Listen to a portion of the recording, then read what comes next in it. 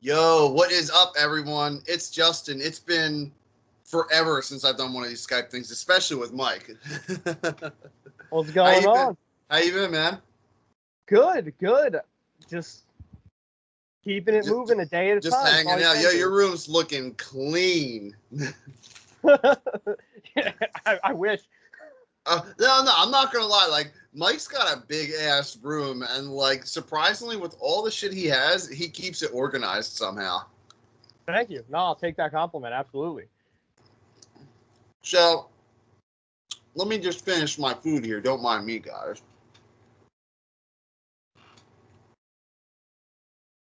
Okay, so today, realistically, what I want to talk about is the current state of Hollywood. Like, I know it's a hot topic, but it's more or less their response to the pandemic, how they are doing movie delays, handling their money, doing digital releases. We're going to talk about all that. We're going to break it up a little bit, but I know, Mike, this is something you're passionate about too, right?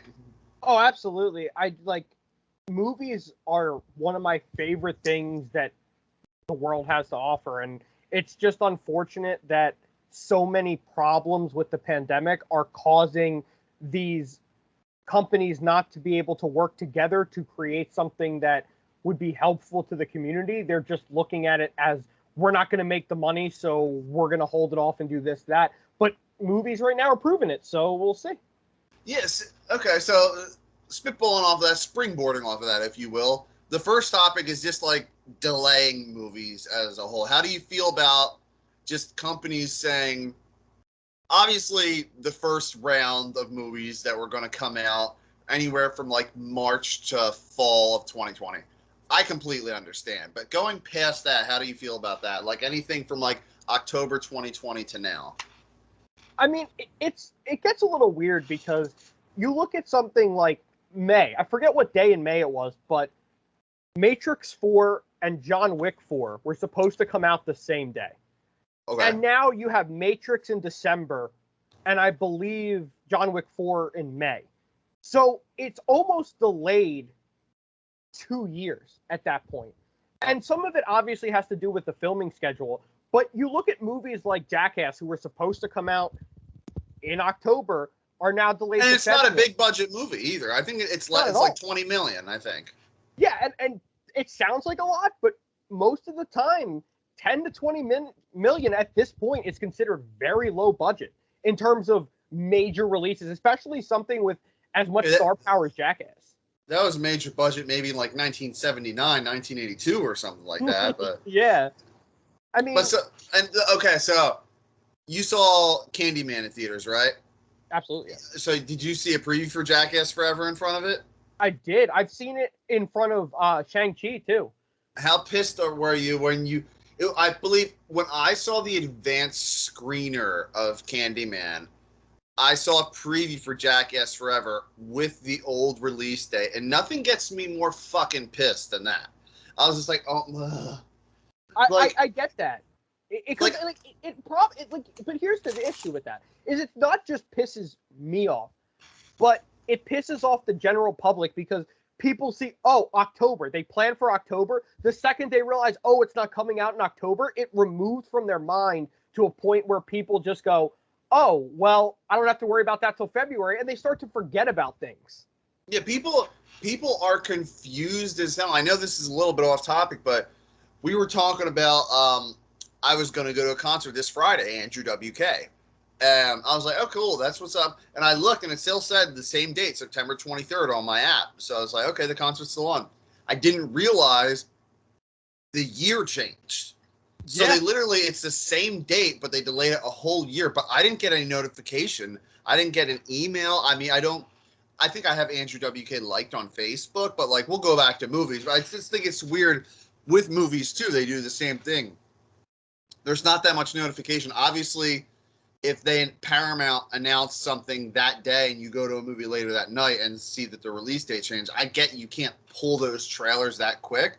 But my friend Matty B, who did some Matty of these B. videos with me, yeah, man, he saw Cry Macho last night, the Clint Eastwood movie, and I think he said he saw either trailer for Jackass Forever, Top Gun Maverick, with the old release date.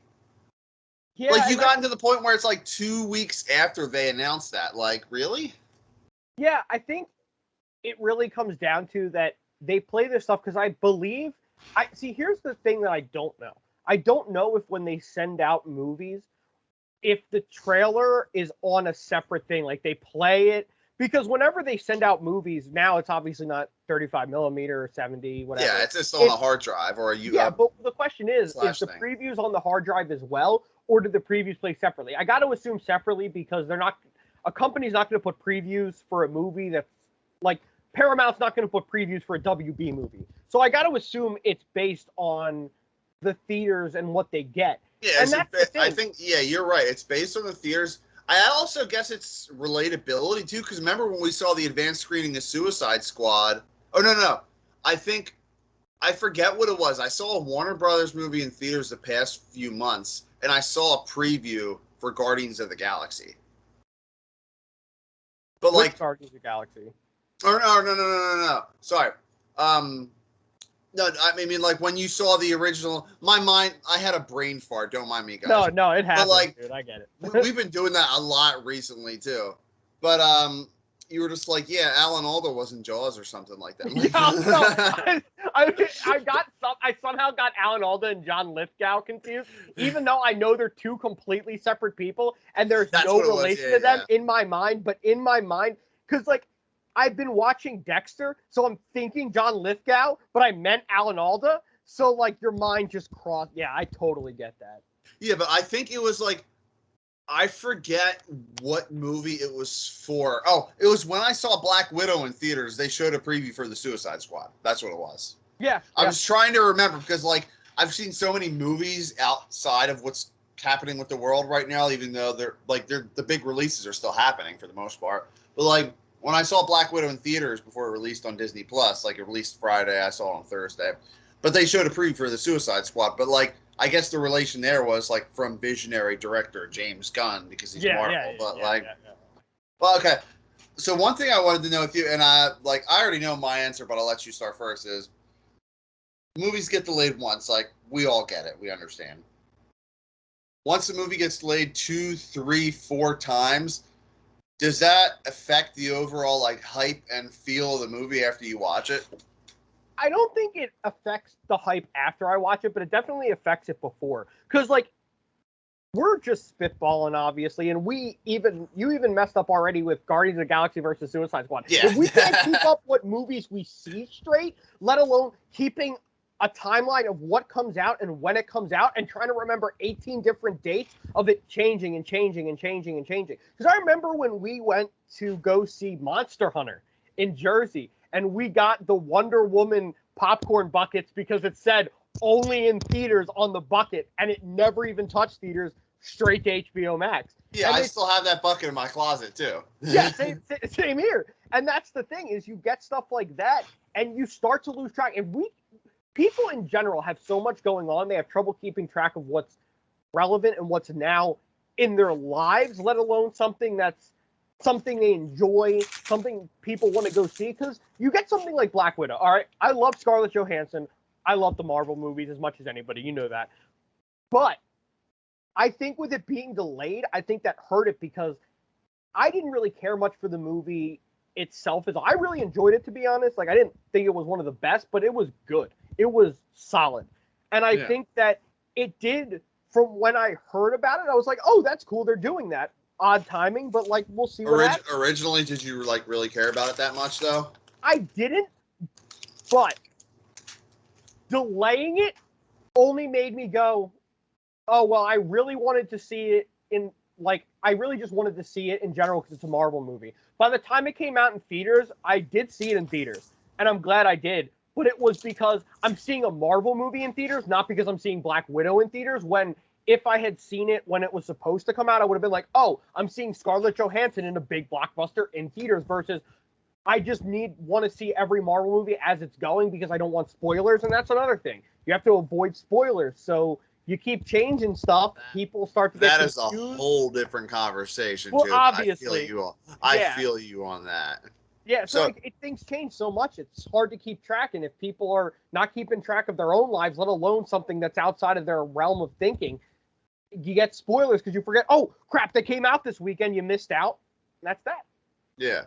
So here's something I want to look at with you because I'm sure you can see my screen right now. It might be a little weird, but Yep. like the original release of Wonder Woman 84. So it was supposed to release June 5th, 2020, hence why we had the popcorn buckets. Then I think it was delayed. Yeah, December 15th, 2020 is it came out on DC Fandom, their virtual platform or whatever. Now, mind you, people have film screenings and stuff, so it's similar to that. But I believe December 25th is when it actually came out. Yeah, I think they So, said Christmas was the advertisement. So. yeah. So, okay, like it was delayed once. I get it. It's not that big of a deal. But my whole thing is when Wonder Woman came out, like it looked cool. Like I'm not gonna lie, it looked a little cheesy with the whole '80s thing. Like that's fine. But like after the movie I watched, I was like, this. Like when I went to watch it on Christmas, I was like, okay, we'll watch it. Like I wasn't hype about it. Oh, I was like, oh, I can't wait. Like this is gonna be fucking cool. Like I was just like, okay, yeah, like it's Christmas and we need something to do as a family, so let's just watch this movie. Yeah, I mean, I think that realistically, like the big Hollywood blockbusters, it's just like a whatever thing. Like after they've been delayed, if I'm watching them at home, and we'll talk about the digital releases in a few minutes, but like with that, I think just delaying movies in general, once, twice, once, like I said, understandable, but once, twice, three, four times, like anything more than once, I'm just like I don't care anymore. Just release the film well, see, someday. that's the problem, and that brings in this conversation. Now, whether you liked Wonder Woman 1984 or not is irrelevant, but it's part of my story with it. Yeah, Is neither one of my parents really cared for it because I watched it with them. I didn't really love it either. I mean, it was worth watching in my opinion because it's a superhero movie, and I think even yeah. the There's worst of some good superhero things. movies are worth watching. There's some good things in it. Yeah, But the problem with that lies is that if it was in theaters and I had went to see it, I don't know if I would have been more disappointed or less disappointed because I got to watch it at home and I got to sit at home and watch it and not have to like pay money to go see it besides like you pay what you do for HBO Max, but I didn't have to yeah. pay extra. I walked to my kitchen, I could pause it when I want, I got Shout a out to drink. my job for giving me HBO Max for free. So like I walk to my fridge, I get my water, I come back and sit down. Now there's people who go, I can't go to like I don't want to watch a movie until like it's a theater, it's an experience. And yes, I totally agree with that. But at a certain point, with movies being necessarily good or bad, like if I bought 1984 on 4K and I had watched it then, I'd probably be a little disappointed that I bought it without watching it first because I Yeah, do that sometimes. But it's a point where I watched it on HBO Max, and I probably enjoyed it more on HBO Max because I was home than if I saw it in theaters. Because here's the thing: people love the movies they love and don't love the movies they don't love, obviously. But yeah, when you look at something like the original Justice League, when I saw that in theaters, I was so excited. It was my birthday. I was like, hell yeah, this is going to be awesome. The second the movie ended, yeah. I literally just went, well, I saw it, and that was that. And at a certain point, it's like, yep, yep. At a certain point, I have the same thing. I have it on Blu-ray. And at a certain point, it was just, I saw it. But that leads into the question, how much does watching it at home versus in theaters and day of date and all this stuff really affect the movie? And to be honest, I think it does affect it a lot. And Yes, because 100%. I'm sitting at home watching it, and like I said, I wouldn't have enjoyed it as much in theaters because I had the opportunity to sit at home and watch it. However, going to theaters to go see it I still think it would earn the money that it deserves versus watching it at home. Now, HBO obviously did a deal. They mapped out how much it would cost, but nobody really knows. Yeah, no one knew how it was going to pan out, you know? Yeah, and behind the scenes stuff, you could say HBO Max's deal with WB is $1 billion, let's just say. But that doesn't mean that WB was like, here, HBO, have $1 billion, and that's that. There's a lot more to it, individual pieces of the contract and so on and so forth. And there's movies like Godzilla vs. Kong that I watched at home on HBO Max and still went to theaters to go see it because I had the opportunity. So I got it from both perspectives. Now, let me ask this. You can be honest with me and I won't judge at all. I feel like me as a person who suffers from ADHD, obviously I'm not trying to use it as a crutch, but like if I'm watching a movie at home, I'd say probably 90% of the time I'm looking at the screen, don't get me wrong, but there's that 10% of the time I'm looking at my phone. In theaters, 0% of the time I'm looking at my phone at all. Even if I have my phone turned down on like zero brightness or whatever to not distract people or whatever. Like maybe in theaters I might flick it to just look at the time every once in a while if a movie's boring me or whatever. But like the first you saw post-pandemic, was it Freaky with me, you, and Pat? Actually, the first I went in September and I saw Bill and Ted Face the Music at in Chicago? At a local mom and pop theater. It wasn't Regal, it wasn't AMC. It was a local mom and pop theater that was just doing their thing.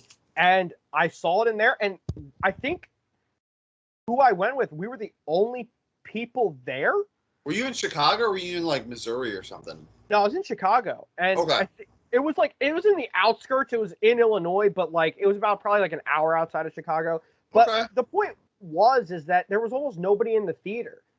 And even today, I've seen probably this year at least 5 movies in theaters. And I will say that the most crowded I saw a theater was Shang-Chi.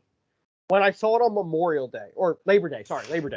When I saw it on Labor Day, I was surprised at how many people were in there because every other movie that I've seen so far in 2021, there was less than 10 people in the entire theater for every single one. And yes, I waited till the second weekend, but even before the second weekend was a lot of people.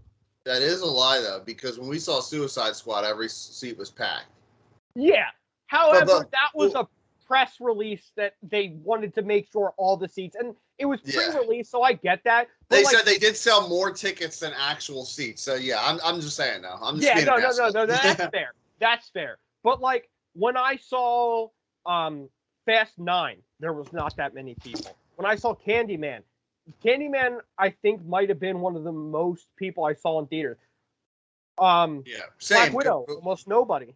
Candyman, I did see a press screening of that as well, but when I saw Candyman, I just went. It was at a Regal in Delaware, and it was just me and my friend, and there was a group of like 4 or 5 people that came in, and there was like 2 people in a seats like further up, and that was it. And that's probably the most crowded I saw a theater, and that's even with the second weekend. Second weekend still did really well pre-pandemic. Now that it's in the middle of it, it's not doing great, but I think it's much more spread out in terms of when and where people are seeing stuff versus like Saturday night is movie night. You know what I mean? Yeah, because when I saw Shang-Chi, like however you want to pronounce it, if you want to be really white, then Shang-Chi.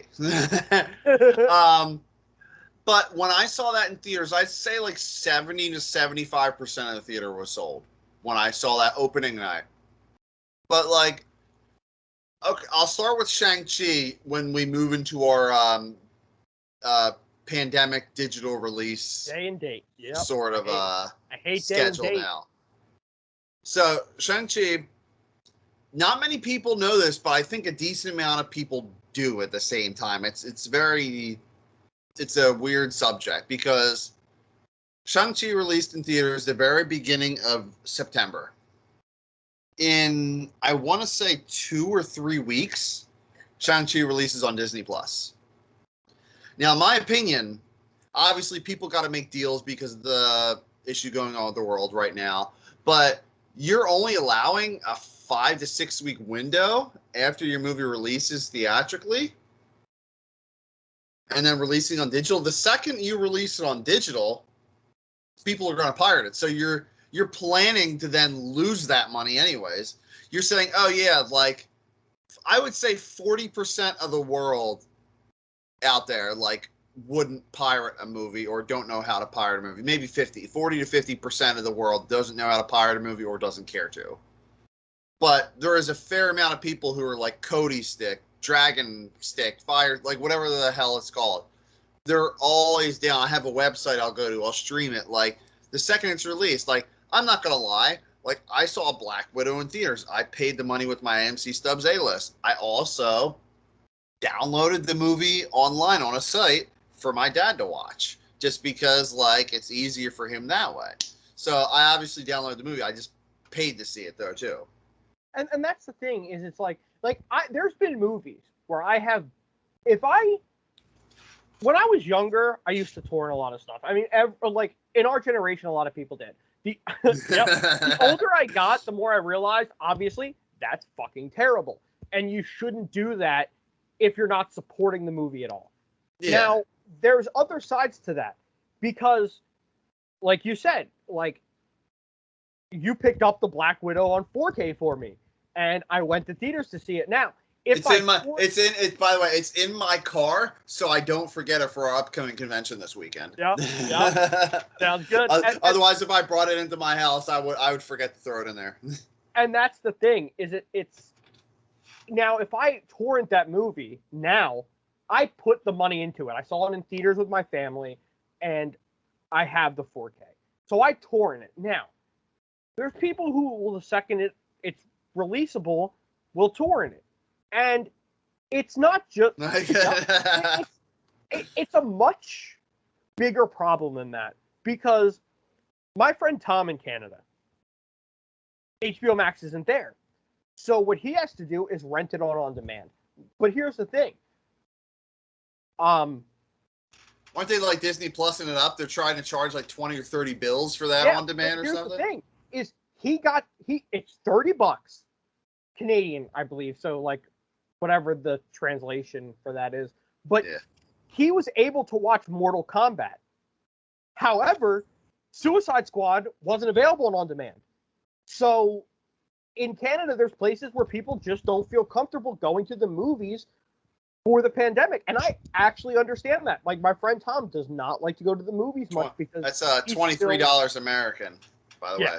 So he's still still $23 to watch something at home for one person. To not own it either. Yeah, exactly. And I could wait till it comes out, buy it for that same price, watch it and own it and be able to watch it later. And I think having all these different release days, times, ideas screws with what people's plans are. Because people lose track too. Yeah, and I know, like, I want to get this movie when it comes out, so I go buy it when it comes out, or I want to see this movie in theaters. But like, there's sometimes different. Like Malignant, loved Malignant, not gonna lie, but I saw it on HBO Max. Same. They still technically got my money. I just would have liked, a part of me is like, oh, that would have been cool to see in theaters, but then another part of me like, well, I got to watch it at home with people, got to relax and enjoy the movie and get to choose what I want to do. However, let me see. So Malignant, not to cut you off, I'm just curious myself what Malignant made in theaters, because I posted on Instagram. If you guys don't follow me on Instagram at JJ Lomas Entertainment, I do sporadic reviews, like if I don't have time because of life, Instagram, my friend. Yeah, there you go. I'll just throw it up on Instagram. I did that for that, Snake Eyes, a few other movies. Okay. Malignant, wow, that's very surprising. Malignant's budget was $40 million. A little weird because they don't have any B-list or A-list actors in that film. But James Wan. Yeah, it's James Wan. But it's only been out for about a week. It's made $24.6 million. Not terrible because of the pandemic. So I think probably after the pandemic, theatrically, it might break even, get like 40 or 50 million. But here's the question, and it really comes down to this. People like me who watched it at home. Yeah. There's going to be many people who are like, I'm not going to theaters, I'm going to watch it at home. Now, here's where the problem lies. Would it have made the same amount had it just been put in theaters? Because people like me probably would have gone to theaters to see it. But there's plenty of people who would have been, okay, Friday night, I have HBO Max, what's on there, let's watch it. Versus, I want to go out of my way to see it. So you're hitting a different audience, theoretically speaking, because James Wan is arguably, well, I mean, it's not super arguable, but one of the biggest horror directors of our time. Yeah, because he's got Insidious, Conjuring.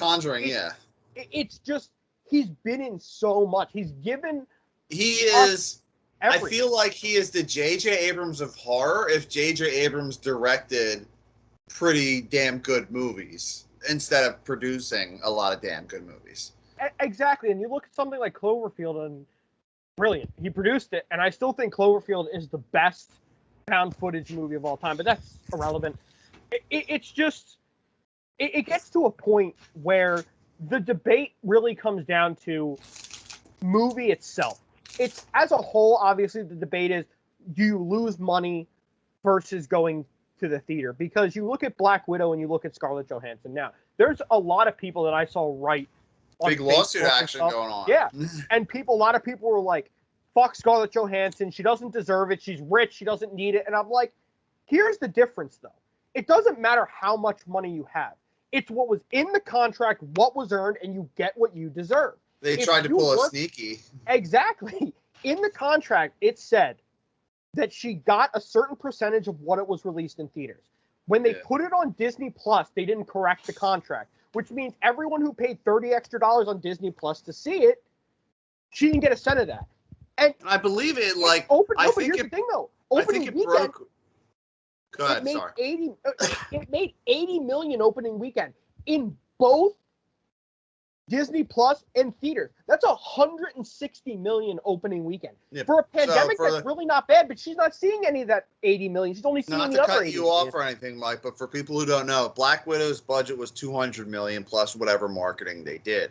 And I will say this, when you delay a movie also, you're spending more money on marketing, creating new TV spots, new trailers, and changing, obviously, the release date text in the trailer, whatever that costs. Probably not a lot. But absolutely. The budget was $200 million. Right now in theaters, it's made $377.9 million, which is like, it's not a box office grand slam or smash hit or anything like that, but you also got to factor in probably at least the $100 million made on Disney Plus. But the thing is, it's going to our whole topic is going to segue from digital releases into the money aspect. But the thing is, I don't think, and I'd like to hear your opinion on this, I do not think that in 2022 or 2021 at all, or even the beginning half of 2022, I don't think any movie will reach $1 billion in theaters. No, I don't think so either. And like, even if it's only in theaters, it's not going to like hit that price. But then you look at stuff like here's a perfect example. Zack Snyder's Justice League was released on 4K and Blu-ray. It is the number one seller in terms of physical media for this week. Mm-hmm.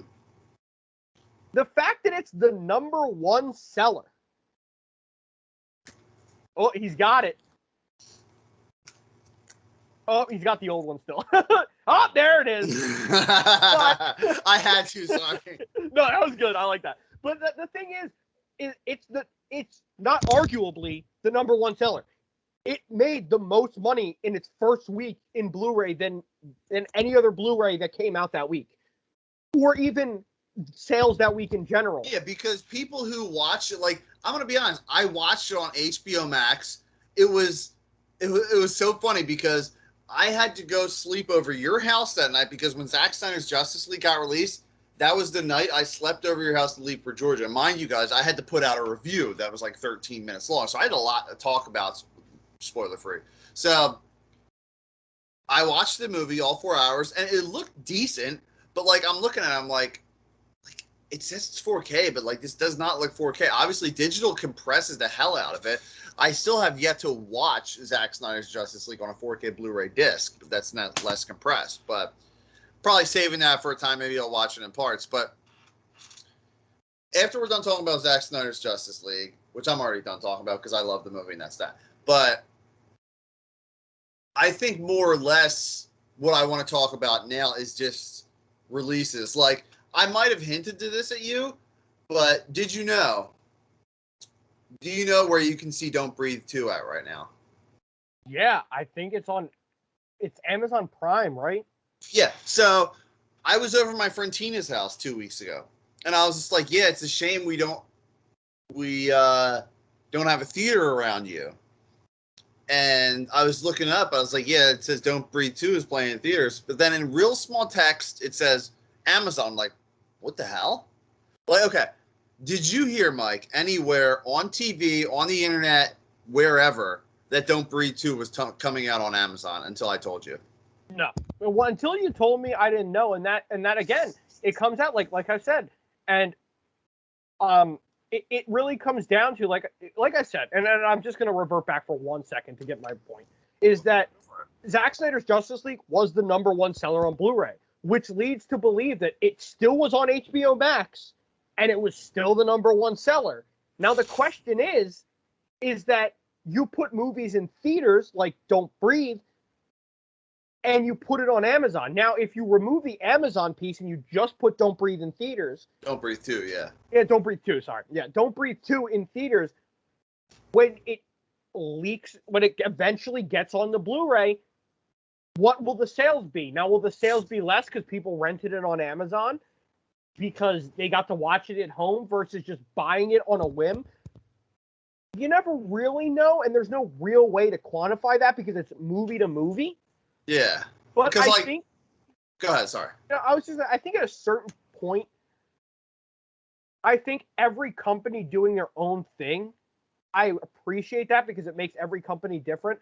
However, it gets causing a big overwhelming. rift. It's causing a big rift because each company that does something different is going to be making different money in a different way and different this, different that. I mean, look at Shang-Chi and how well it did. It did great.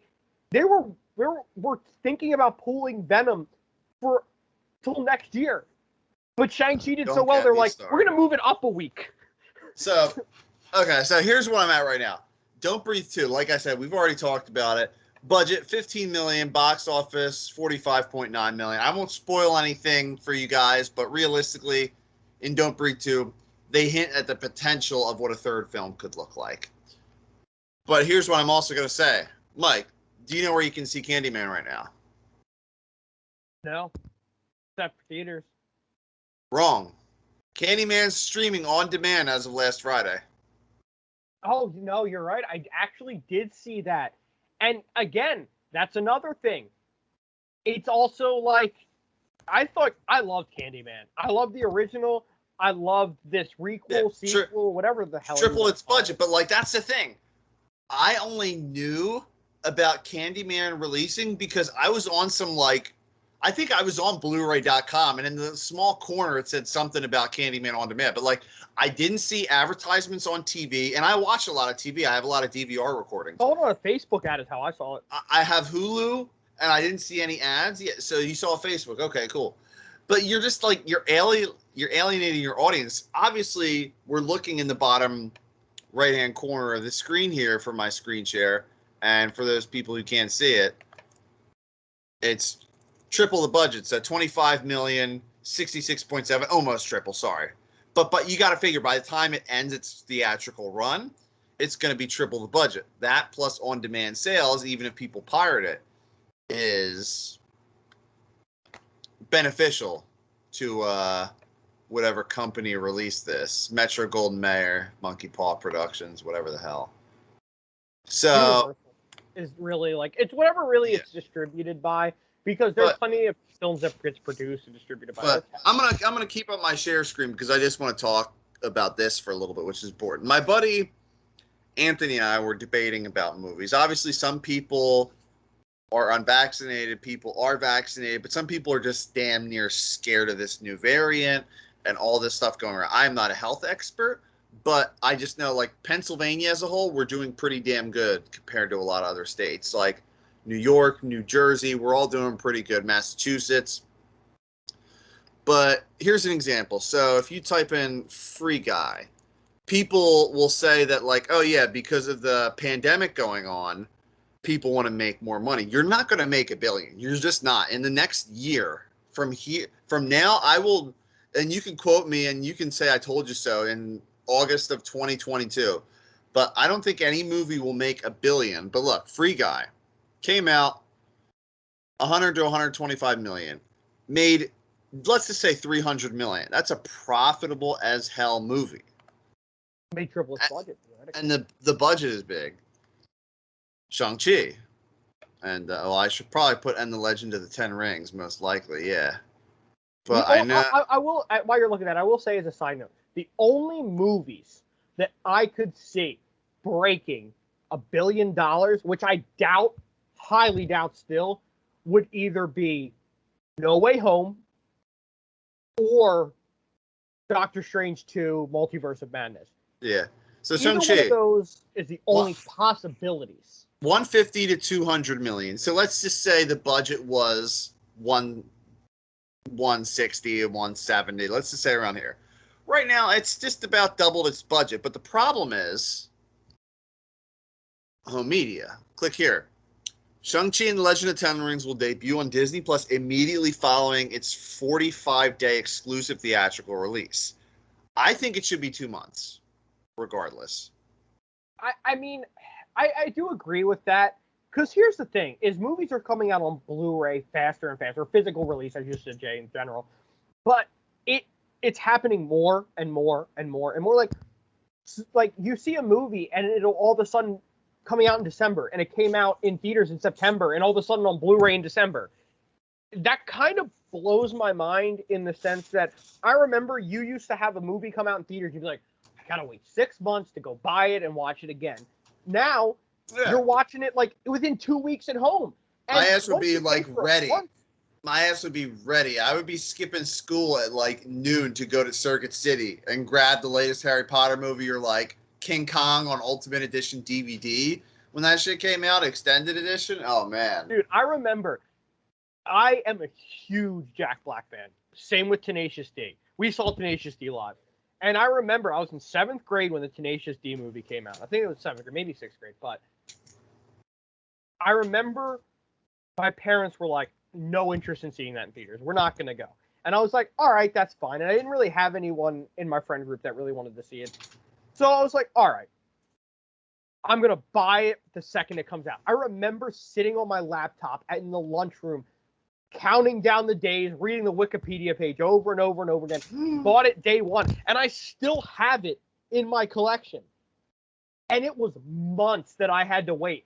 But that wait, compared to now, like, I remember waiting so long. Now it's like, I miss it in theaters. It's just, oh, well, I missed that in theaters. It'll be out in 3 months. I'm not super worried about it, because time goes by much quicker. But yeah, the older you get, it obviously goes by quicker. But in the sense of how fast movies are coming out, the fact that I can even say, oh, yeah, I'll just wait for that on Blu-ray because it'll be out soon enough. Yeah, and that's my mind. That's my point as a whole. Like, you and me both, as like, I'm like this way with gaming too. If I hear a game called Cadence of Hyrule, Legend of Zelda game, they'll say, oh, we're releasing it as an indie game, $20. I'm like, you know what? I think that game will get popular enough. I'll wait for it to get a physical release. And it did. Mind you, the game is physical release and the DLC is a code, which is stupid, but don't even get me started with that. Yeah, no, that's a whole other conversation. As you can see here, I have a ton of movies. There's a bunch of Blu-rays and 4Ks on my shelf, and more that you guys can't even see that I don't even have in this room. VHS is upstairs and all that good stuff. Me and you both love to get stuff on physical, and we'll wait for it. That's the thing. I mean, my collection right now is it's almost 1,900 movies at this point. Dork. I mean, but that's the thing. Is like, you love movies, and so do I. And the thing is, the people who love movies are seeing stuff right away. Like, if you don't see it the first week, I know you usually see it the second week. But for Shang-Chi specifically, 45 days, I know this is going to sound a little absurd, but 45 days is way different than 2 to 2.5 months release. Because 45 days means, oh, it's a 45-day release. I'll just wait a month and a half to see it on Disney Plus or pirate it. Yeah, and I think that 2.5 months means like, oh shit, like this is coming out in 2.5 months. I better see it in theaters now before people spoil it for me. and I mean, like, even if you just like, I'm throwing it way back on this one. It's the 20th anniversary of Shrek this year. I remember when Shrek came out in theaters. I remember it being in theaters for so long. I'm talking like at least 2.5, 3 months. And that's a long time for a movie. Like, now it fades out a little bit into, like, I remember I saw Godzilla vs. Kong on HBO Max. Yeah. The day it came out in March. At least it was like March 26th or something like that. It was whatever that Wednesday was. I saw it in theaters in May.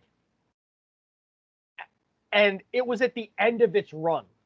Yeah, and I'm like, yes. But if this was pre-pandemic, I feel like that would have been out didn't, by that point. Like, still going strong.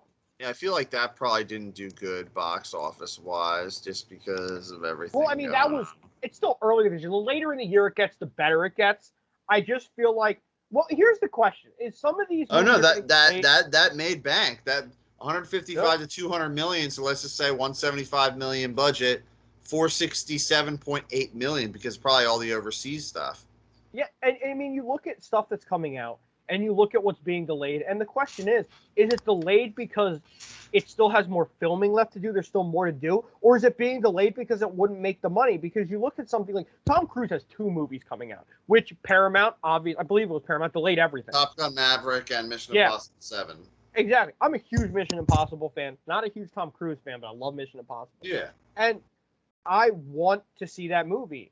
But I'm like, was it filmed? Did it finish? Are they waiting because of this, that, or the other thing? I mean, you look at something like James Bond. I remember when we were going to the theaters to see a movie, you literally went, watch, at the end of this trailer, it's going to be like coming soon. And it said coming soon. I was like, it makes sense. Finally has a release date after all this time. And we're talking like 7 months later. That's exactly my point, because No Time to Die, for those of you who don't know, I've literally seen every James Bond movie, 1960s to present, all in HD format. Like, it makes it more interesting to me once it's like a little bit clearer, doesn't have that like VHS kind of hue discoloration to it. Film grain, though. Yeah. But I've also seen like the unauthorized like Bond films, like the original Casino Royale film from the 60s, and like the one-off Sean Connery movie that wasn't like licensed by MGM. I forget what that was called, but I'm a big Bond fan. Now, am I hyped for the new movie? I mean, like, I'm gonna see it. Like, it's James Bond. I'm interested in it, but like, the hype has died down because I've seen so many articles like, we're delaying it this time. The budget's $300 million because it's Daniel Craig's last movie, and they had to pay him a shitload of money. And I even heard, who knows if this is true, we'll see when we see the movie, but I even heard that there was talks about CGIing out like their S7 Plus or S8 phone for a more modern day phone to match the times. Because look, when I saw Free Guy, did you see Free Guy yet? No, I have not, but I know the 4K is coming, so I'm just gonna buy it on Steelbook from Best Buy. Okay. When it hits. So for Free Guy, there's a scene where Joe Keery or whoever, Taika Waititi's character, they're just chilling there, and I see them on their like base model S9, and this movie came out like 2 months ago. I'm just like, bro, that's crazy. Like S9, like I have the S9 Plus, and my phone is very outdated. I'm planning on getting a new one soon, but I have the Note 9. Yeah, but so I just think it gets to a point where alienating your audience by only doing 45-day releases, one, people are just going to illegally stream it on whatever Fire Stick, Kodi stick they can find. And then two, if like it's known that it's going to be streaming on demand soon, people are just going to do it that way. And not to mention that like there is a decent amount of theaters be like, oh, that's a shame that Disney would release it in theaters, like da-da-da-da. I was like, the only reason why theaters would close down now is if all hell broke loose, because the whole reason why theaters shut down is because they couldn't respond quick enough to this pandemic. And like now they have cleaning devices, they have people wiping the counters more often, they have people doing this, people doing that, they have people that are required to wear masks that who aren't consuming food, or maybe it's recommended. But I think people are like worried and saying like, oh yeah, I'm not even going to bother. So I was like, dude, it's not even that. It's like, I'm no health expert again, but it's just the fact that movie theaters will not shut down just because it's highly profitable still. You know what I mean? Yeah, and like to like drift back for a second. When it comes to it comes to the 007 stuff, like here's a perfect example of this. I saw Casino Royale. I didn't see Skyfall. I didn't see the other one. Quantum of Solace and Spectre. Yeah, I didn't see Quantum of Solace. You can skip. I'll tell you that. I didn't see those three. Now here's the thing. What made me interested, and not that I didn't want to see them, I just never really got around to it. Things happen, obviously. Movies slip through the cracks all the time. But what made me interested in seeing No Time to Die is the fact that Daniel Craig so publicly was like, fuck James Bond, you couldn't pay me enough. And they were like, we're going to pay you enough. And he's like, okay. And exactly. And he wants to do it. Now, that's what makes me want to watch it. But that hype is long gone because they've delayed it so long. Now, that's the thing. That was the hype for me.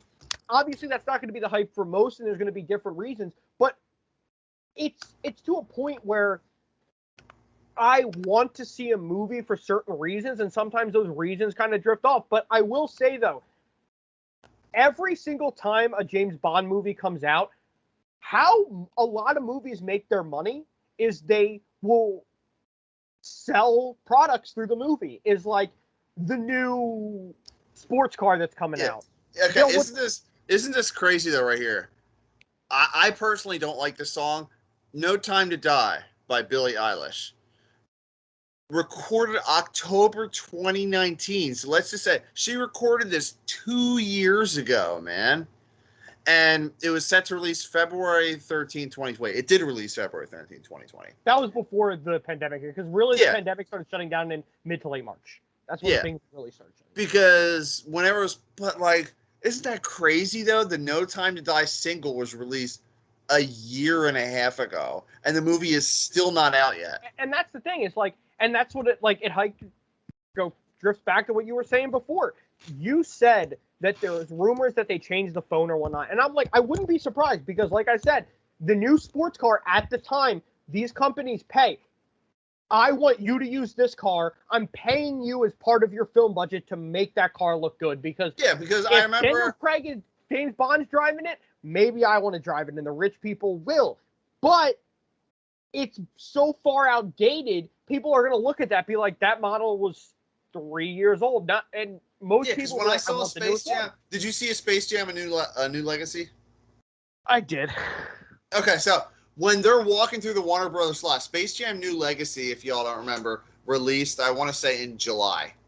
Yeah. Beginning of July. They're walking through Warner Brothers lots, and there's posters for Aquaman, there's posters for Joker, all movies that came out in like 2019. So what does that say? You know what I mean?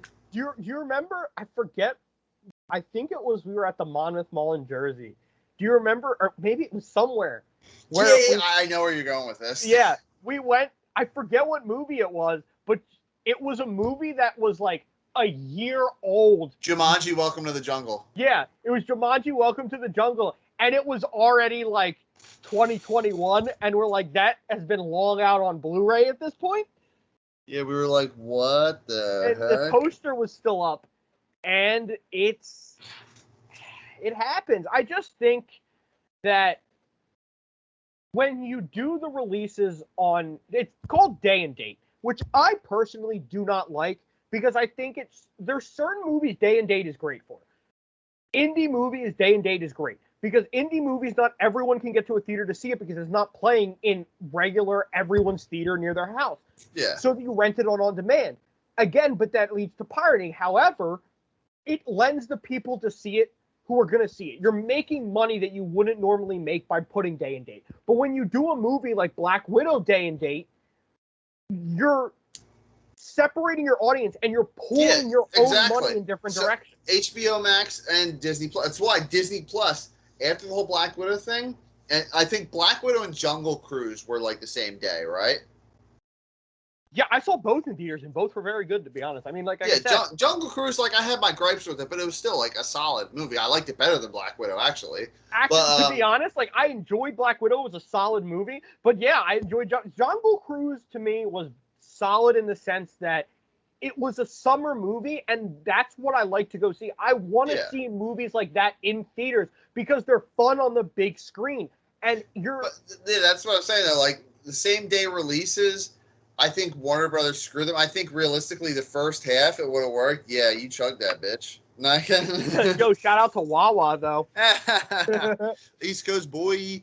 But anyways, so I think if I'm going to consolidate all my thoughts on this, I think if you have movies, just release them because the people who are scared about everything going on in the world right now, so let's say a third of the people in this world right now are either scared or at high risk. They're not going to be seeing the movies for the next year like they used to. They're not going to be seeing the movies tomorrow. They're not going to be seeing the movies in January. I have friends that are like huge convention goers. They won't go to a convention at all this year. So, like, you got to think there's at least 30 to 40% of those people in the world. So the movies in theaters aren't going to be as marketable.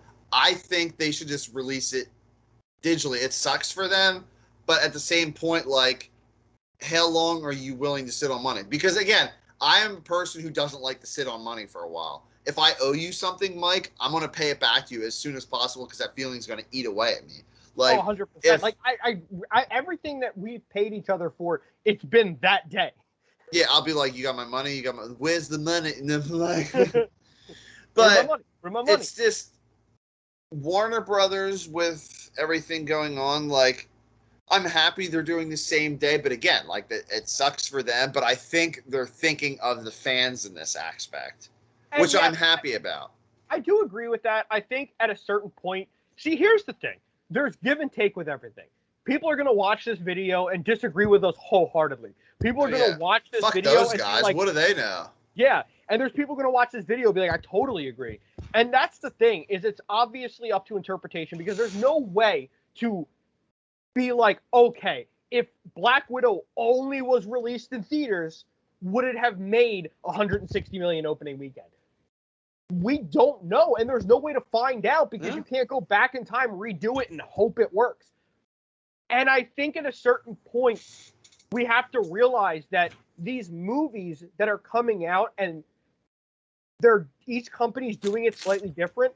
I feel like, yes, individual companies should be able to do things differently, and it's good for the movie aspect as a whole. But I will say these companies not working together at all are causing big issues. Because everyone, like you were saying, everyone has different rules. Like HBO, strictly theatrical and digital releases subsequently, or simultaneously, whatever you want to call it. And Disney Plus, earlier stages, Mulan, and a few others like that. My one friend, fellow YouTuber, you guys might have heard of him. I did my Wonder Woman review on Skype with him, sort of, Anthony A. Perez. Freaking love that guy. Pumps out great content. I know I probably talked to you a few times about him, Mike. But me and him were disagreeing a little bit on the movie releases. He's like, well, Snake Eyes didn't do too well. It's like, first off, and this is just my own opinion, G.I. Joe is not a hugely popular property with the modern audience. No, and I mean it has. Like I think the first one or second one made decent money, wasn't a steal or anything like that. But like when I saw Snake Eyes, I'm big into martial arts. Like I have tons of martial arts movies. The freaking Ip Man 4K trilogy, like Donnie Yen. I love all that stuff. But when you're talking about Snake Eyes, the movie wasn't received well. Like I posted about it on Instagram, like it was okay. I probably wouldn't watch it again, but it's just like people talk. Batman vs Superman: Dawn of Justice made a crap load of money the first weekend it came out, but people talked, and then it had the hugest, one of the biggest drop-offs in cinematic history during the second week. It still made money. Don't get me wrong; like it made a lot of money, but that's the thing with Snake Eyes. Like I believe Snake Eyes was like a $150 million budget or something like Well, that, and here's the only thing: made like 50. you look at a Let's movie see. like Snake Eyes. The problem with Snake Eyes is you're not advertising Snake Eyes. Sorry, budget 88 to 110 million. So let's just say the budget was 100 million. Box office Yeah. 37 million. Well, here's the thing: it also comes into play with this. When it comes to Snake Eyes, again, obviously everything we say is opinion based. Yeah. But when it comes No, to I am right, like, Mike. You are wrong, and everyone watching this video is wrong if they don't agree with me. the problem with a movie like Snake Eyes is you're not advertising it as a G.I. Joe movie. What you're advertising it as is you're advertising it as a movie. Sorry. You're advertising it as a martial arts movie. You're advertising it as, here, come see the next big action movie. Because Yeah. you're not going to get, like, okay, so here's the difference. And you get something like this. My mom is somebody who likes the movie she likes and is not a regular audience for any genre of movie. Yeah. But we went to see Black Widow, like I said, and she was like, "Oh, that was decent," and I was like, "Yeah, I like it." Then we went to see Shang-Chi, but she said that is one of the best forms of martial arts movie she's ever seen. Now, she hasn't seen a lot of martial arts stuff, so obviously that's based on her direct, like, what Like, she's seen. yeah, But the because like fact that mainstream audiences, like you said, like I consider like me and you are different. We're not mainstream audiences. We're like a high moviegoer audiences. Like so, we're more to critique a film. But if we're gonna wrap this up right now, I'm seeing like the mainstream audiences know what they want. Like you said with your mom, like she enjoyed it. That's great. Not to cut you off or anything, but it's just I think I would rather them just release it, and because they're filming movies right now. And the good side of delaying stuff is like I got Stranger Things season 1 and 2, 4K Blu-ray. Hopefully they're releasing Stranger Things season 3 on 4K Blu-ray when season 4 comes out. Whatever, they just finished filming after a year and a half, but I've seen a lot of producers and directors say when you were filming in the middle of the pandemic, it gave you more time to think and stuff like that. So that's fine with me. Like if you never had a set in stone release date beforehand, because the Batman, like honestly, that wasn't about to release. Like it still had a while. yeah, But so I believe the Batman's like spring next year. That's fine. It's whatever. But as a whole, I was out of Mission Impossible, Maverick, Top Gun, and Jackass. I was just looking forward to Jackass. It was a lower budget movie. I just wish that was at least released. oh, But we grew up on Jackass. I can't wait. yeah, but exactly to our point earlier, for Venom, this is coming out on Thursday, I believe, or next Thursday. Next I'm, Thursday. I'm just not hyped for it that much, realistically. Not because of the runtime or the no R rating. It's just Those are because the exact two reasons I'm like not overly yeah, fond of it. but But it's just like it's been delayed so much. The release date was just like, oh yeah, we're delaying it to here. Oh, Venom could be delayed. Oh, Venom's delayed to the third week in October. Oh, because this movie canceled and this shifted, it's releasing 2 weeks. I was like, oh, I can't even keep track. and So no, I think if I'm gonna give everyone my final thoughts here, I would just again, as I reiterate, love to see the movies now. I would go to see them in theaters regardless if they're releasing because theatrical experience changes everything. But it's just stop at the release date changes. If you're worried about the craziness going on in the world right now, just make your movie next year. Like just yeah, make it the end of next year. And and, so and to wrap it up with you, what do you think? I mean, I'll actually tie it in to finish up what I was saying before. Is my mom is not the general audience. She didn't really care for Black Widow, but she loved Shang-Chi. And the thing is, my mom is very much immunocompromised, whether you're vaccinated or not, regardless of any of that.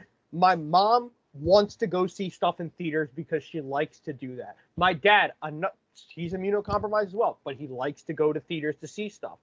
So we made sure we did. And like I said, we would have all rather seen both of those movies in theaters, which we did.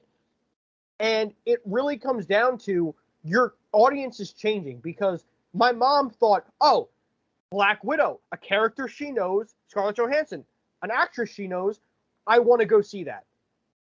And she didn't even like it as much as Shang-Chi, which just shows that you're not going to necessarily know what you're going to like until you go see it. And the problem is people don't take chances on shit anymore. Exactly. And you're pulling audiences in different directions, because there's plenty of movies that I'm like, no, I'm seeing that in theaters. And there's movies that I'm like, I'm okay with watching it at home. But I think at a certain point, like I said, my family wants to go to the movies. Yeah, so and I think they would prefer to do that. And I think that's how most people think. If you don't, well, I'll just say this. If you don't put it on demand, I think you have the people who are like, oh, screw it, I'm going to go to theaters because I really want to see it on a big screen. Yeah, I thought it kind of reminds me of, I know you haven't seen this yet because you're waiting to get your new TV, but Ready Player One, there's a scene where, and it's poking fun of the main entertainment industry, where like, I'm a player right now, and this is my heads-up display. There is like 70% of the heads-up display filled with advertisements and bullshit. I feel like that's America with Hollywood right now, because this advertisement's saying something, this one's saying something else, this is this is that, this is that. Like, Don't Breathe 2 is coming out in theaters, but people be like, oh, no, wait, I got it on demand. What are you talking about? He's like, what? No, I thought it was only in theaters. Candyman's on demand now. Oh, G.I. Joe is releasing sooner than expected on digital because it did crap in theaters. G.I. Joe Snake Eyes, I mean. And so as a whole, I just like, they need to get more open about everything, but then they don't want to spend that much on marketing. So people are just left in the dark on things. So I think they should just that's pick a day and that's release my piece. That's my piece on it realistically, but I'll let you say your last little comment there.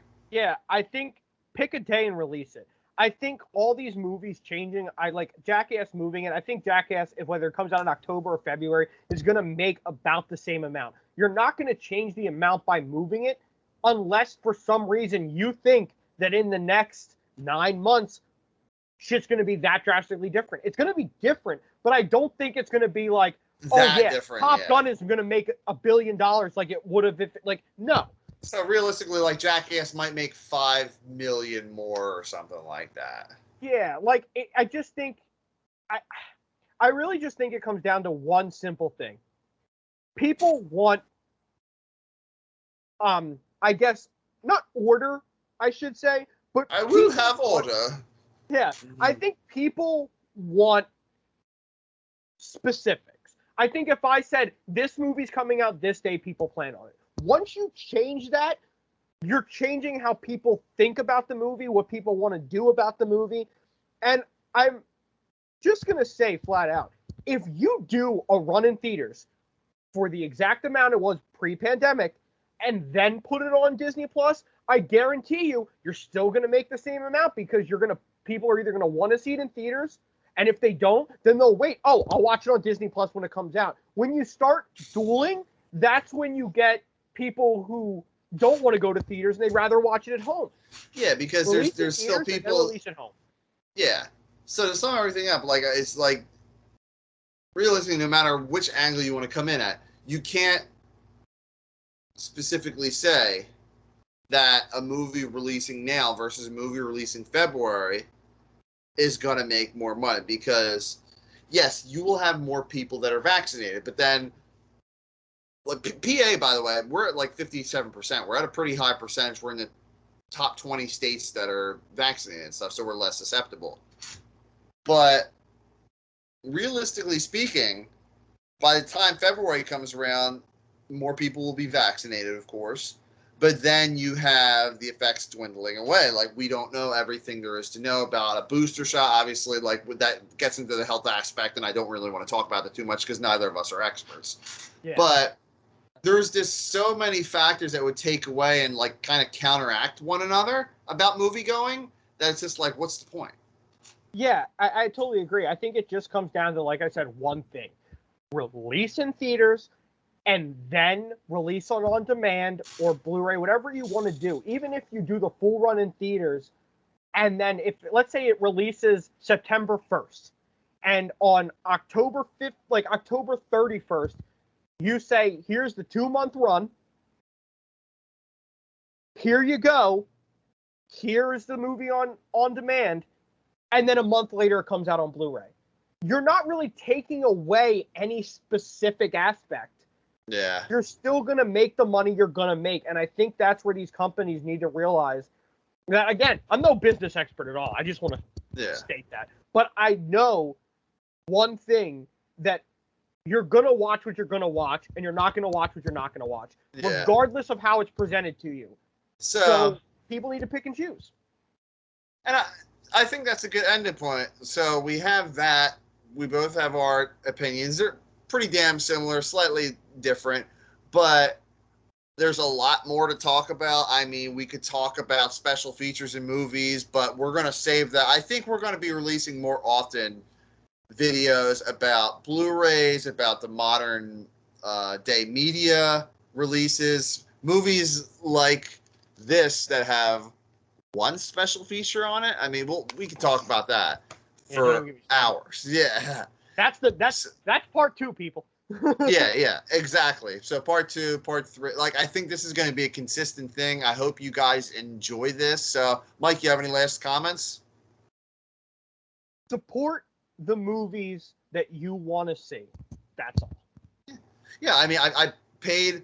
I don't like digital. But I get the people who prefer it just because if they're on a plane or if they're going somewhere, they have it all in their laptop. Whatever. Yep. You don't own it, technically speaking. You rent it until the license runs out, but we won't even get into that. I paid $20 for Bill and Ted Face the Music just because they made that movie for the fans, and I support that. Same here, and I saw it in theaters too. I bought it and saw it in theaters, and then I have the Blu-ray, so I paid for it 3 times. So to Mike's point, support your movies you like, and that's about it. So I just have to say, yeah, man, thank you for joining me. I know we could talk another 3 hours, but I don't want to torture people.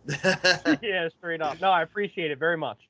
But yeah, man. So all right, until next time, have a good one. Until next time.